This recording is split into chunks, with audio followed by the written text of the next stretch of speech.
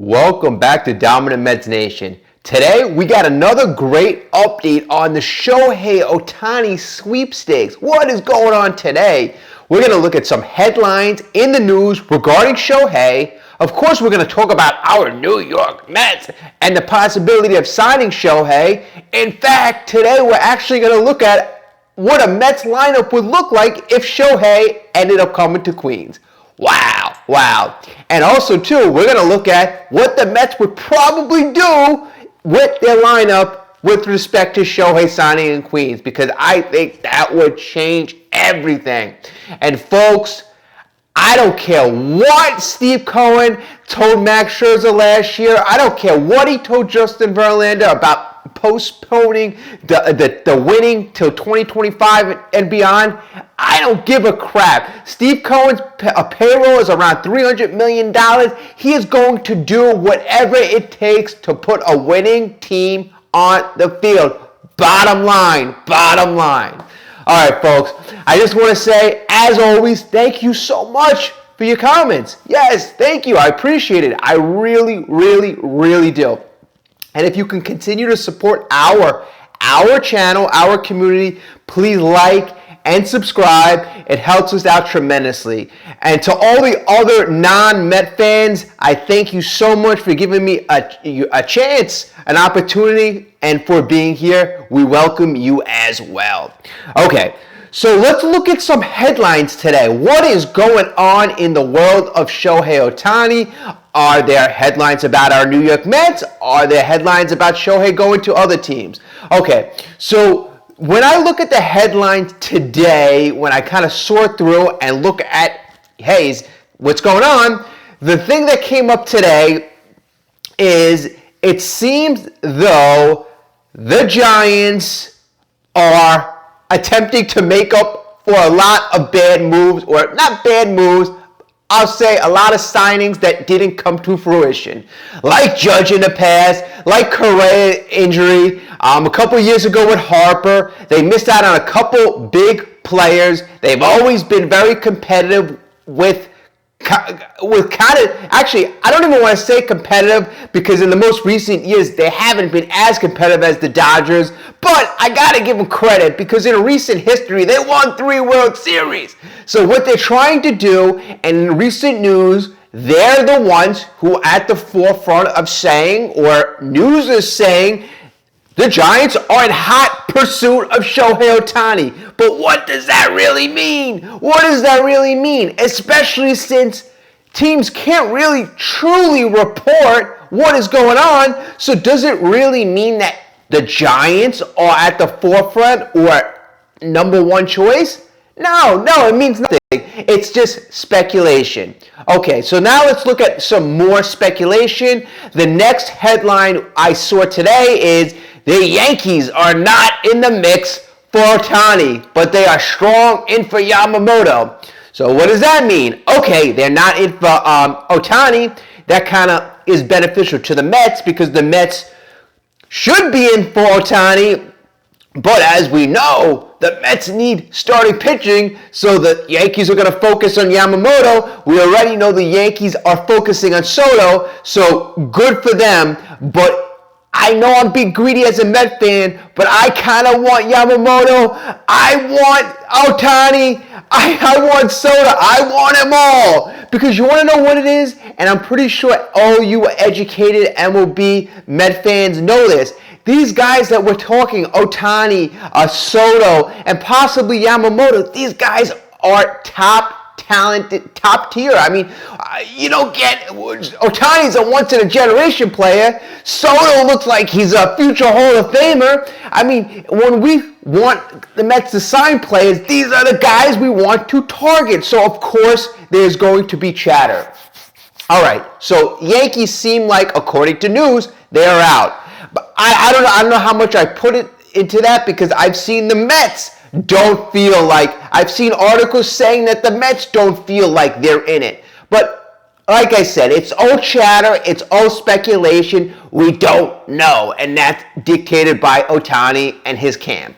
Okay, and again, today I saw another article, Atlanta, a realistic spot for Shohei Ohtani. And everybody who's watched my videos knows how I feel about that. Atlanta, this is not how they do business. They're not going to sign Shohei to $600 million. Bottom line. Okay, so now let's kind of look at like kind of the meat and potatoes of this video. What we're going to do is we're going to imagine Shohei signed with the Mets. What would our lineup look like? Where would Shohei bat? How would the Mets fill in the rest of the lineup? Okay, so let's start it off. Number one, we're going to have to start off with Brandon Nimmo leading off. Number two, and I've always liked this player in the number 2 spot. I think he can hit for power, but I like him lower in the order, and he's always said number 2 is his favorite spot to hit. So I would put the switch hitter Francisco Lindor in the number 2 position. Although I didn't go lefty righty this lineup, but it just turned out Lindor, I put him in the 2 hole. I do like Lindor. He scored a lot of runs last year, 110 runs, I believe he scored. Lindor stole a lot of bases. He's comfortable in New York, so hitting in front of a guy like you're going to see next in the lineup is number 3. That's where I would put Shohei Ohtani, protecting Lindor number 2. That would just be phenomenal. So you have, if Ohtani signed with the Mets, you have him as the number 3 in the lineup. Okay, as for Ohtani's protection, I would have Big Pete as batting number 4. One of the most notorious power hitters in the last 5-6 years. Pete's basically putting up prodigious numbers, hitting close to 40 home runs each year, protecting Shohei Ohtani. That is going to help both players tremendously.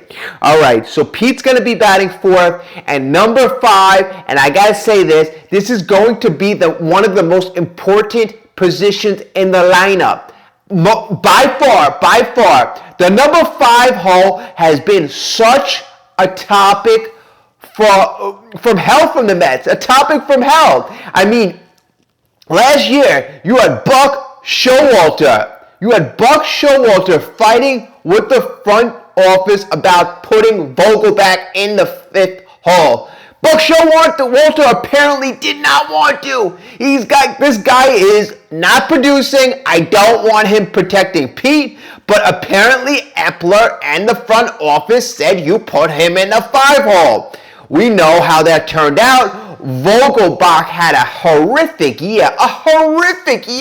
And that's where I was a little frustrated after I heard that. I'm like, you fire Buck when you had his hands tied. He had his hands tied. We traded guys at the deadline, and I was a little frustrated. I got to say the least, I was extremely frustrated that they let Buck go. I don't know how good Carlos Martinez is going to be. Mendoza. I don't know how good Mendoza is going to be. Like I said, he could be the next Joe Torre. I just feel that at this stage of the game, you already had a guy in Buck Showalter who knew how to manage. He knew the game, and he was just, in my opinion, heads and shoulders above other managers. It was just the players who were not performing.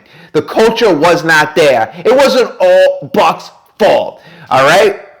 And then the thing about Epler, Epler, in my opinion, didn't want Buck to stay. He kind of said to Stearns, yeah, let him go. And then 4 or 5 days later, Epler's gone. He's out the door. To me, that didn't sit right with me. That stunk. And I think Stearns lost a golden opportunity to start off his tenure with a guy like Buck Showalter, who I would have loved him to win a World Series in New York. I would have loved it. It would have been phenomenal. A story for the ages. But we wish Buck well. I'm a big Buck supporter, and I just don't like kind of how we did him. All right, so let's continue with the most important part of the lineup. All right, so if the Mets are going to go all out and they're going to sign Shohei Ohtani, they need to protect Shohei, so they have Pete, but they're going to need to protect Pete Alonso in the lineup. Last year they didn't do it. This year they're going to need to do it. All right, so I would really suggest signing a guy, you have a couple options here. You could sign a guy like JD Martinez. JD Martinez is older. He had a good year last year on the Dodgers. He batted around 270, 33 home runs, 100 plus RBIs, had over an 800 OPS, but he is aging. He doesn't have much ability to play the field. I recommend signing a younger guy, a guy like Teoscar Hernandez.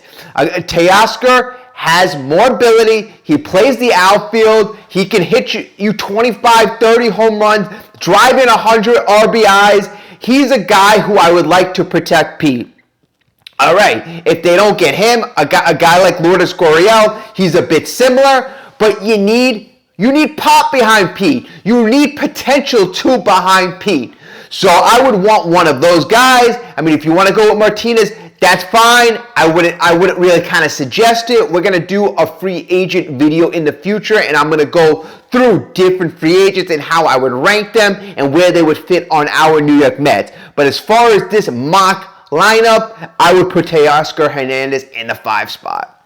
Okay, moving on to the 6th spot, we have our third base hole, and if we're going to go all out, remember folks, we're going all out, right? And do we trust Brett Baty in a season where we're going all out? Brett Baty got all the potential in the world, but he has not figured it out yet. He just has not figured it out. So I would suggest the Mets sign, although he's older, a guy like Justin Turner. Just for this year, Brett Baty sits on the bench. He plays, a good portion of the time, but Justin Turner slotting in ahead of him, a guy who's solid, a guy who's been, great the last decade or so, ever since he left the Mets. So just naturally, when he came back to the Mets, he would fall off a cliff.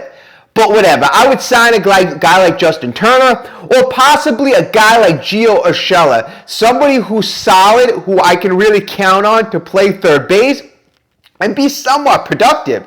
Let's be honest, folks, Brett Baty has a high ceiling, but he just wasn't productive. All right, number 7, I would bat Francisco Alvarez. Francisco Alvarez had a phenomenal year as a rookie. I believe he hit 25 home runs last year.